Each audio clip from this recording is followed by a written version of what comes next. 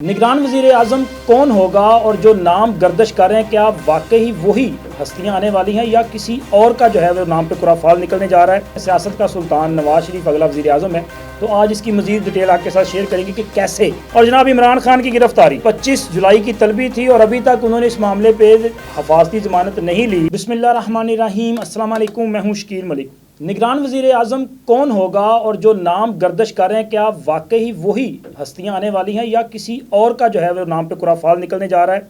इसके साथ साथ अगला वज़ीर आज़म, मैंने पहले भी एक वीलॉग में कहा था कि सियासत का सुल्तान नवाज शरीफ अगला वज़ीर आज़म है, तो आज इसकी मजीद डिटेल आपके साथ शेयर करेंगे कि कैसे नवाज शरीफ अगले वज़ीर आज़म बन सकते हैं। और जनाब इमरान खान की गिरफ्तारी 25 जुलाई की तलबी थी और अभी तक उन्होंने इस मामले पे हफाजती ज़मानत नहीं ली, और अगर हफाजती ज़मानत नहीं लेंगे तो फिर वो सरकार के मेहमान बनने जा रहे हैं और कल उनकी गिरफ्तारी का बहुत ज़्यादा इम्कान होगा।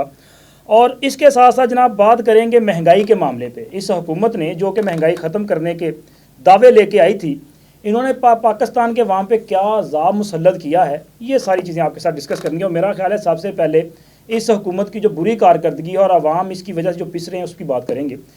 महंगाई जो है वो तकरीबन 35% पे जा चुकी है, जो कि पाकिस्तान की तारीख़ में एक एजाज़ है जो इस मौजूदा हुकूमत को नसीब हुआ है। और उस हुकूमत को नसीब हुआ है जो ये कहती थी कि वो तजर्बाकार हैं और जब वो आएंगे वो पाकिस्तान में महंगाई का ख़ात्मा करेंगे, बेरोज़गारी का ख़ात्मा करेंगे, गुर्बत को कम करेंगे। लेकिन अब जो रिपोर्ट्स आ रही हैं, ख़ुद हुकूमत की रिपोर्ट्स, उनमें यह कहा जा रहा है, बतलाया जा रहा है कि आने वाला वक्त जो है वो मज़ीद सख्त होने वाला है। पाकिस्तान में गुर्बत में भी इजाफा होने वाला है और इसके साथ साथ बेरोज़गारी, लाखों अफराद जो हैं वो बेरोज़गार हो सकते हैं। और हैरत अंगेज़ तौर पे ये भी इंकशाफ हुआ है कि 2000 अरब रुपए की सब्सिडी जो है वो पाकिस्तान की एलीट क्लास, पाकिस्तान के वो लोग जो जिनको पैसे की कमी नहीं है, उन लोगों को ये सब्सिडी दी जा रही है। मतलब पाकिस्तान में जिसका हक है उसकी बजाय उसको वो चीज़ें मिल रही हैं जो डिज़र्व ही नहीं करता। यार उनसे तो आपने ये पैसा लेना चाहिए, उनसे पैसा लेने की बजाय आप सब्सिडी के नाम पे उनको रिलीफ दे रहे हैं। और गरीब जो पिस रहा है, आप जिससे कुर्बानी मांग रहे हैं और उसको जो है आप मज़ीद उस पर बोझ डालते जा रहे हैं। इस हुकूमत ने, मुझे लग रहा है कि मौजूदा जो हुकूमत है ना, इन्होंने ये प्लान किया हुआ है कि जनाब आने वाले इलेक्शन में इनको वोट नहीं लग बल्कि सिर्फ बददुआएं चाहिए और वो इनको जो है वो भर भर के मिल रही हैं।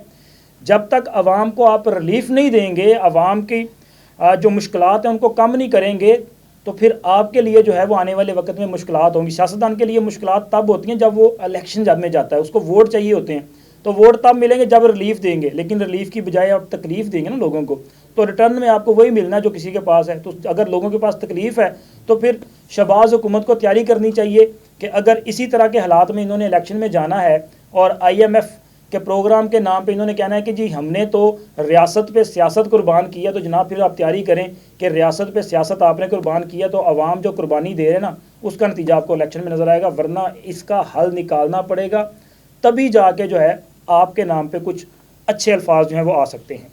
और जनाब दूसरी हम बात करेंगे इमरान खान साहब की गिरफ्तारी। इमरान खान साहब को चूँकि FIA ने साइफर मामले में 25 जुलाई को तलब कर रखा है, उन्हें कहा है कि जनाब आएँ ज़रा और अपना कोई डाटा शाटा भी बताएं कि क्या आपके पास सबूत हैं। चूँकि साइफर पे इमरान खान साहब ने एक ऐसा हंगामा बर्पा किया कि उन्होंने पाकिस्तान के जो सिक्योरिटी के अदारे हैं ना सिर्फ उनके ख़िलाफ़ प्रोपेगेंडा किया, बल्कि अपनी हुकूमत जो कि उनके इत्तेहादी जब उनका साथ छोड़ गए तो हुकूमत तो वो धड़न तख्ता होना ही था, लेकिन उन्होंने उसका बचाने के लिए ये सारा हरबा भी इस्तेमाल किया।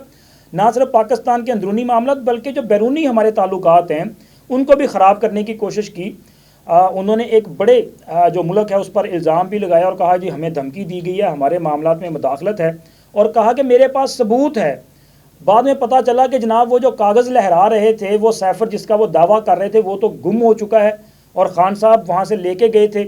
मैंने पहले भी बताया था कि अब इसमें ख़ान साहब जो फंस चुके हैं, चूँकि लेके गए तब भी फंस रहे हैं, अगर साबित नहीं कर पाएंगे तब भी फंस जाएंगे, और अगर उनसे बरामद कर लिया जाता है तो तब भी साबित हो जाएगा कि इन्होंने वहाँ से ये चोरी की है, वहाँ से छुपाया है, वहाँ से लेके गए हैं, तो तब भी फंस जाएंगे। अब उस मामले पे इनको चूँकि तलब किया गया है और इमरान खान साहब कल वहाँ पे जब पेश होते हैं, उनका अगर ये GIT को मुतमिन नहीं कर पाते तो इनकी गिरफ्तारी जो है वो की जा सकती है। चूँकि ये पहले से हुकूमत की तरफ से भी इशारा दिया जा चुका है कि इमरान खान को गिरफ़्तार कर लिया जाएगा। चूँकि अगर उनकी गिरफ़्तारी में कोई रुकावट है तो वो सिर्फ अदालती रिलीफ है, उनको मुख्तलिफ केसेस में रिलीफ मिला है। आज भी सुप्रीम कोर्ट ने उनको रिलीफ दिया है माशाल्लाह। मतलब इमरान खान को जितना रिलीफ मिल रहा है ना, अगर अभी भी इमरान खान ये कहे कि जनाब उनके खिलाफ की साजिश की जा रही है, तो मेरा ख्याल है कि फिर ये किसी को धोखा देने की कोशिश कर रहे हैं। खान साहब के खिलाफ एक तरफ 200 मुकदमात हों और किसी एक में गिरफ्तारी ना हो, बल्कि इनको तो ऐसा रिलीफ मिला है, अदालत ने ये तक इनके लिए वो एक नई मिसाल कायम कर दी। हमेशा रिलीफ मिलता है, ज़मानत मिलती है केस दर्ज होने के बाद। इनको ऐसी ज़मानत दी गई कि अगर कोई सोचे कि खान के खिलाफ हमने ये केस बनाना है, तो उसमें भी अदालत ने पहले ही रिलीफ दे दिया कि फिर भी गिरफ्तार नहीं किया जाएगा। तो ये अनोखी मिसाल थी। इसके बावजूद वो कहते रहे कि जनाब उनके खिलाफ कार्रवाई हो रही है, बल्कि नहीं, मेरा तो ख्याल है कि अभी तक उनके पास जो है ना लाडले का स्टेटस वो बरकरार है और इसी वजह से उनको रिलीफ मिल रहा है। लेकिन कल वो पेश जब होते हैं तो फिर लग तो यही रहा है कि इमरान खान जो है इनको गिरफ्तार कर लिया जाएगा। और नैब के कवानीन में जो तब्दीलियाँ की गई हैं, यानी कि चेयरमैन नैब को ये अख्तियार दे दिया गया है कि वो वारंट गिरफ्तारी जारी कर सकते हैं, तो उनमें भी किसी भी केस में उनको वहीं पे जो है बिठा लिया जाएगा। वैसे भी तरीका वारदात यही है। मरियम नवाज़ को भी ऐसे ही गिरफ्तार किया गया था, शहबाज शरीफ को भी ऐसे ही गिरफ्तार कर लिया गया था। वो इंक्वायरी भुगतने गए थे, पता चला कि जनाब उनके तो वारंट पहले से जारी है और उनको वहीं पे बिठा लिया गया था। तो यहाँ पे इमरान खान साहब जो हैं उनकी गिरफ्तारी हो सकती है। और अब जनाब बात करेंगे निगरान वज़ीर आज़म की, क्योंकि इस वक्त ये एक हॉट टॉक है। उसकी वजह यह है कि ये मौजूदा हुकूमत जो है ये चंद रोज़ की मेहमान है और इसके बाद निगरान हुकूमत जो है उसने आके मामलात को संभालना है। लेकिन इस वक्त जो नाम निगरान वज़ीर आज़म के लिए लिए जा रहे हैं, उसमें एक नाम जो बड़ा हैरत अंगेज़ है वो है इसहाक डार साहब का।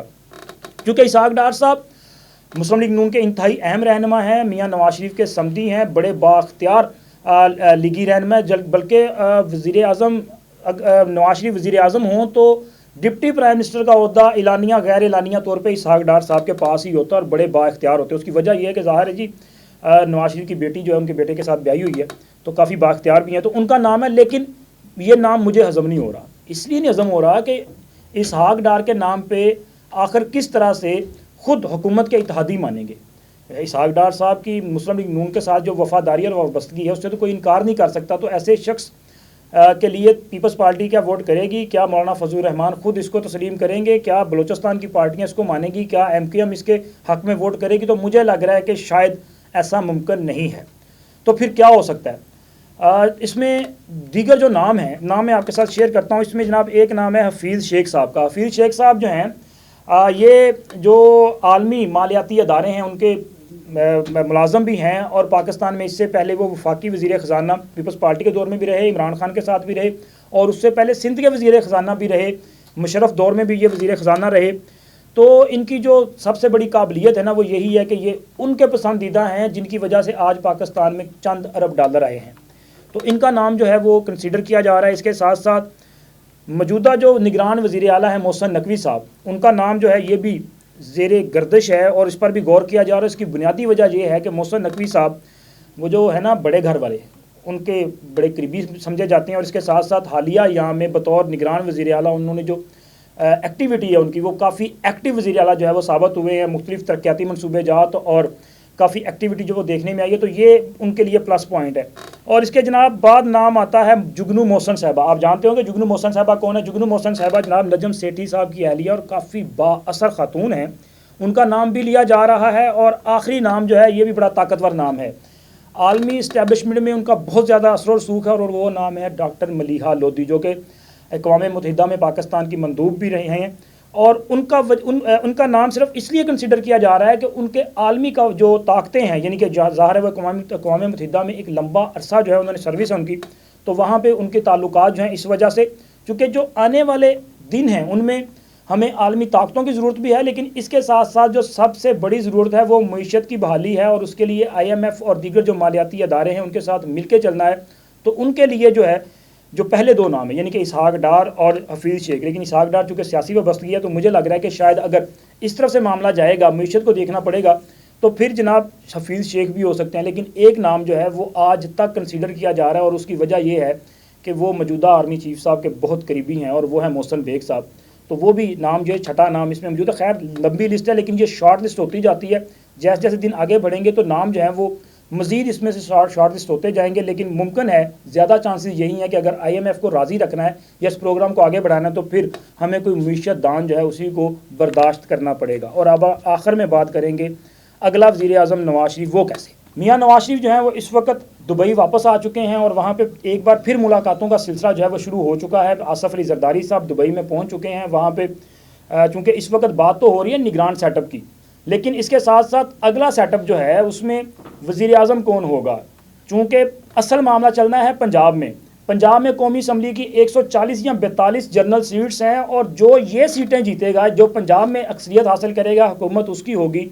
मतलब ये कि अगर कोई जमात सिंध, बलोचिस्तान और खैबर पख्तूनख्वा से जीत भी जाए और पंजाब में वो सीटें ना जीत पाए तो इसके बावजूद वो हुकूमत नहीं कर पाएगी। हुकूमत वो करेगा जो पंजाब से जीतेगा, क्योंकि पंजाब में अक्सरियत है। कौमी असम्बली की ज़्यादातर सीटें जो हैं वो पंजाब में हैं। तो पंजाब की अगर इस वक्त कोई पावरफुल जमात है तो तहरीक इंसाफ और मुस्लिम लीग नून है, लेकिन तहरीक इंसाफ चूँकि ज़ेर अताब है और आने वाले इलेक्शन में जैसे जैसे इलेक्शन करीब आएंगे ये प्रेशर मज़ीद बढ़ता जाएगा। और जो मैनेज करने वाले हैं वो मैनेज इसी तरह से कर रहे हैं कि तहरीक इंसाफ को रोका जाएगा। अगर तहरीक इंसाफ को रोक लिया जाता है तो इसका मतलब है कि फिर मुस्लिम लीग नून जो है ये एक बड़ी ताकत के तौर पे उभरेगी, और अगर मुस्लिम लीग नून जीतेगी तो फिर वज़ीर आज़म के उम्मीदवार नवाज शरीफ ही होंगे। और इस हवाले से अब शहबाज शरीफ ने भी कल अपने एक ख़िताब में ये बहुत वाज़े तौर पे कहा है कि अगला वज़ीर आज़म जो है वो मियाँ नवाज शरीफ होंगे। यानी कि आज जो बंदा वज़ारत उज़्मा पे बैठा है वो बता रहा है कि अगला वज़ीर आज़म कौन होगा। ये उसी तरह है जिस तरह शाहिद खकान अब्बासी साहब ने एक तकरीब में वो बतौर वज़ीर आज़म ख़िताब कर रहे थे तो उन्होंने कहा था कि मेरा वज़ीर आज़म नवाज शरीफ है। हालांकि उस वक्त नवाज शरीफ को डिसक्वालीफाई कर दिया गया था, नाअहल कर दिया गया था, तो इसके बावजूद उन्होंने नवाज शरीफ का नाम लिया था। तो शहबाज शरीफ की तरफ से ये कहना कि नवाज शरीफ वज़ीर आज़म होंगे तो इसका मतलब ये है कि मुस्लिम लीग नून की अगर पोजीशन आती है तो फिर वज़ारत उज़्मा के उम्मीदवार नवाज शरीफ ही होंगे। हाँ, कुछ माह के बाद उसके बाद शायद कुछ चेंज कर लिया जाए तो वो हो सकता है, लेकिन अगर हुकूमत आएगी और हलफ किसी ने उठाना है, किसी ने बतौर वज़ीर आज़म जो है अपना कैंडिडेट